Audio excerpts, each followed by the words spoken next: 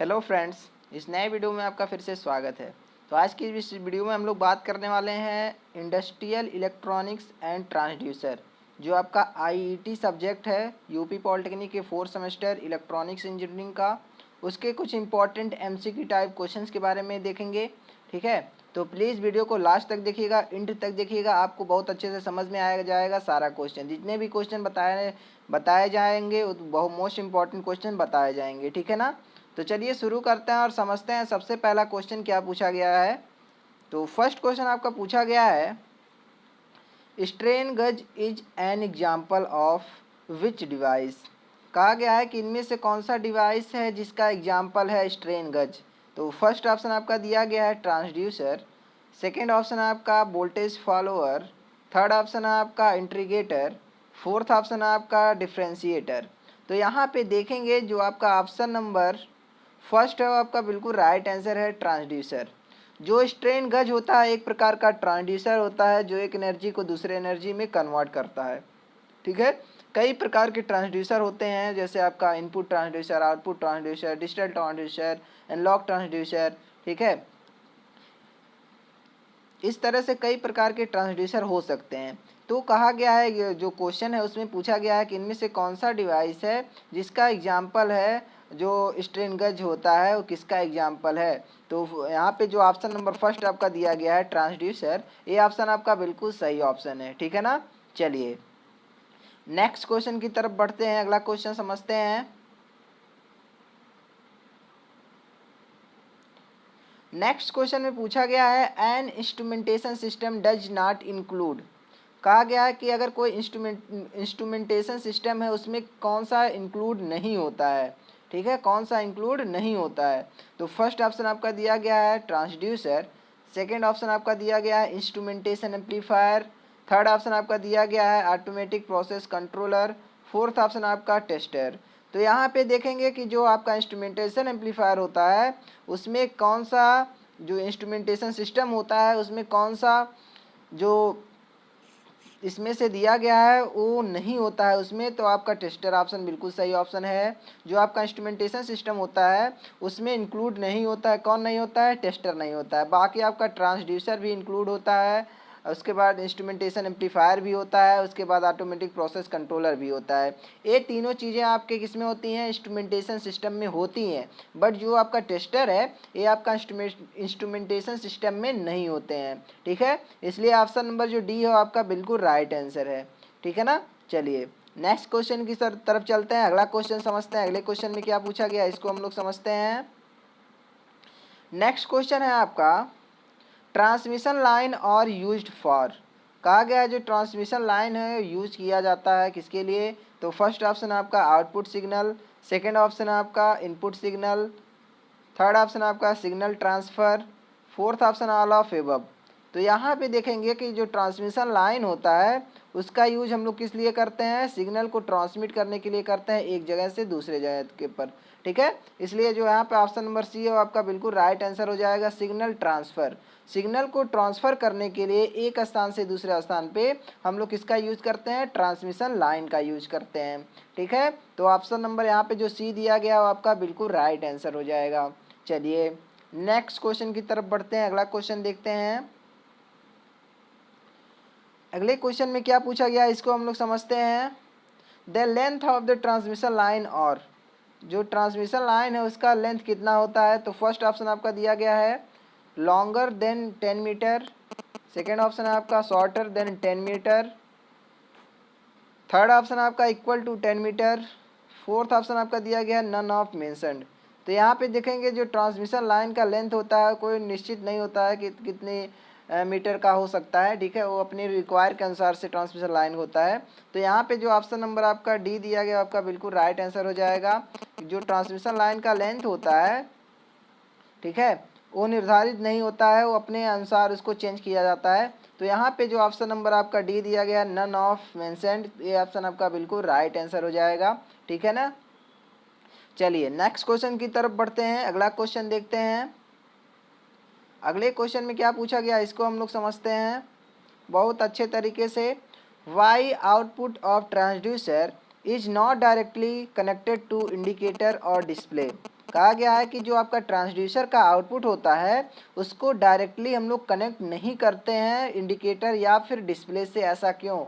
तो first option आपका low level output is produced, second option आपका high level output is produced, third option आपका no output is produced, fourth option आपका input is feed directly. ठीक है, तो इस तरह से चार ऑप्शन आपका दिया गया, इसमें से कौन सा ऑप्शन आपका सही है? तो यहाँ पे देखेंगे कि जो आपका ट्रांसड्यूसर का आउटपुट होता है वहाँ पे जो आउटपुट सिग्नल मिलेगा उसका जो लेवल होगा, उसका जो स्ट्रेंथ होता है वो बहुत ही कम होता है। ठीक है, इसलिए जो डिस्प्ले होता है या फिर इंडिकेटर होता है उसको डायरेक्ट हम लोग कनेक्ट नहीं करते हैं ट्रांसड्यूसर से आउटपुट। ट्रांजिस्टर का जो ट्रांसड्यूसर रहता है उसका जो आउटपुट है उससे हम लोग किसी प्रकार के इंडिकेटर या फिर डिस्प्ले को सीधे कनेक्ट नहीं करते हैं। इसका कारण है लो लेवल आउटपुट इज प्रोड्यूस, क्योंकि जो ट्रांसड्यूसर का आउटपुट होता है उसका जो लेवल होता है, उसका जो स्ट्रेंथ होता है वो क्या होता है? लो होता है, इसलिए सीधे कनेक्ट नहीं करते हैं, डायरेक्टली कनेक्ट नहीं करते हैं। ठीक है, तो यहाँ पे ऑप्शन नंबर जो फर्स्ट है वो बिल्कुल सही ऑप्शन है। ये क्वेश्चन आपके लिए बहुत ही मोस्ट इंपॉर्टेंट है, बहुत ही पॉपुलर क्वेश्चन है। चलिए नेक्स्ट क्वेश्चन की तरफ बढ़ते हैं, अगला क्वेश्चन देखते हैं। अगले क्वेश्चन में पूछा गया है what are the feature of instrumentation amplifier. Instrumentation amplifier का फीचर क्या है? तो फर्स्ट ऑप्शन है आपका लो नॉइज, सेकेंड ऑप्शन है आपका high gain accuracy, fourth option आपका low thermal and time drift, fourth option आपका ऑल ऑफ मेंशन।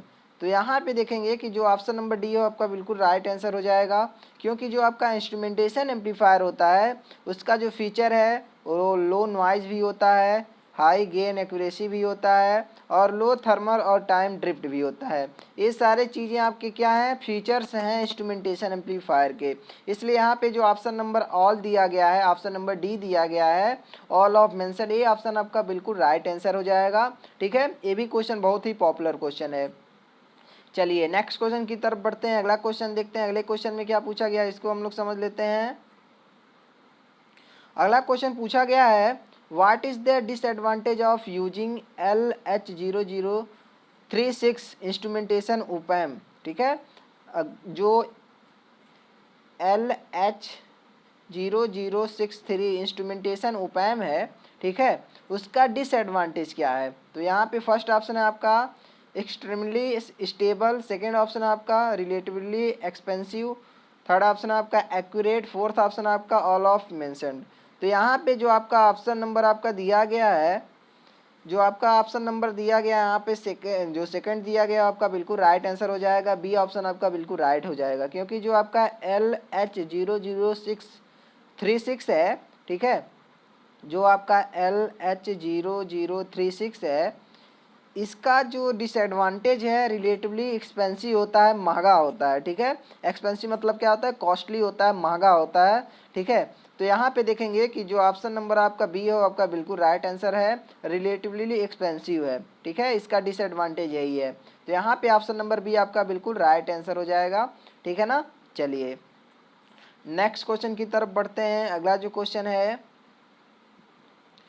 अगले क्वेश्चन में पूछा गया है, इसको हम लोग समझते हैं।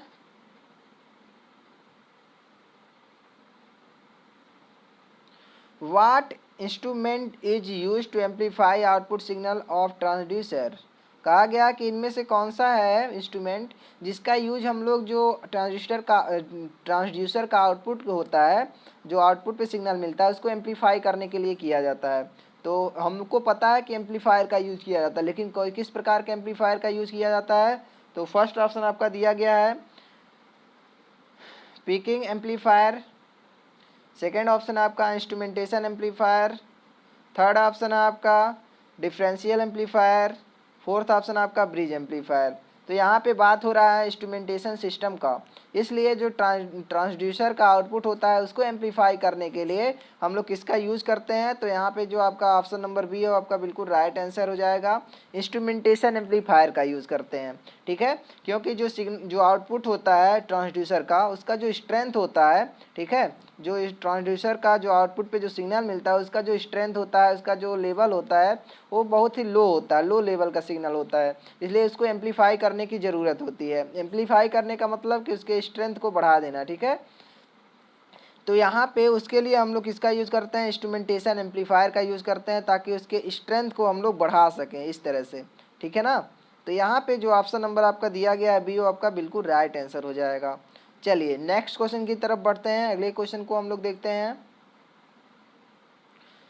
अगला क्वेश्चन पूछा गया है जनरल पर्पज ओपैम और यूज्ड इन एप्लीकेशन एज। कहा गया जो जनरल पर्पज ओपैम होता है उसका एप्लीकेशन कहाँ पे है, किस एप्लीकेशन में इसका यूज होता है। तो फर्स्ट ऑप्शन है आपका इंस्ट्रूमेंटेशन एम्पलीफायर, सेकेंड ऑप्शन है आपका differential instrumentation amplifier, third option है आपका inverting instrumentation amplifier, fourth option है आपका नॉन इन्वर्टिंग इंस्ट्रूमेंटेशन एम्पलीफायर। तो आपका जो जनरल पर्पज ओपैम होता है उसके एप्लीकेशन में कुछ जो एम्पलीफायर यूज होता है वो आपका है डिफरेंशियल इंस्ट्रूमेंटेशन एम्पलीफायर। जो ऑप्शन नंबर बी है वो आपका बिल्कुल राइट आंसर है। ऑप्शन नंबर जो सेकंड है वो आपका बिल्कुल राइट आंसर है।